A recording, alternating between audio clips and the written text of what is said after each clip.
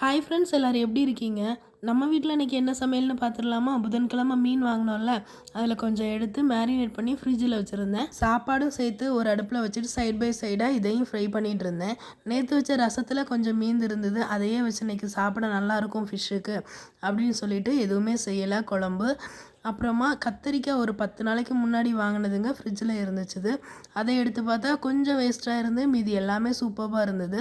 அதை எடுத்து அப்படியே ஒரு லைட்டாக ஒரு ஃப்ரை பண்ணிக்கலாமேன்னு சொல்லிட்டு வெறும் அந்த ஜேபி சில்லித்தூள் இருக்கு இல்லையா, அதை மட்டும் போட்டு ஃப்ரை பண்ணி எடுத்து கொண்டு போனேன் ஸ்கூலுக்கு.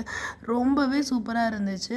அன்றைக்கி நான் மேரினேட் பண்ண வீடியோ போட்டிருந்தேன். நீங்களும் இதை மாதிரி தான் மேரினேட் பண்ணுவீங்களா, இல்லை வேறு எப்படி நீங்கள் மீனுக்கு வந்து மசாலா போடுவீங்கன்னு சொல்லி ப்ளீஸ் கொஞ்சம் கமெண்ட்ஸில் சொல்லுங்கள் ஃப்ரெண்ட்ஸ். இவ்வளவு சீக்கிரமாக எழும்பி காலையில் எவ்வளோ சீக்கிரமாக வேலையை முடித்தாலும் இந்த சாப்பாடு வைக்கிற டைம் மட்டும் எனக்கு என்னமோ ஹரிபரியாக தாங்க போகும். டிரைவர் வந்து எப்படியும் 2 ஹாரன் 3 ஹாரன் கொடுத்தா தான் நம்ம வீட்டை விட்டே வெளியே போவோம். இது என்னவோ தெரியல, நம்மளோட ஸ்பெஷலாக என்னவோ தெரியலங்க. நீங்கள் வேலைக்கு போகிறவங்களா இருந்தால் நீங்கள் எப்படி டைமை கீப்பப் பண்ணுறீங்கன்னு சொல்லி எனக்கு கொஞ்சம் ஐடியா கொடுங்க. ரசம் இருக்கிற தைரியத்தில் வெறும் ஃப்ரை மட்டும் பண்ணிவிட்டு கிளம்பியாச்சுங்க. தேங்க்யூ.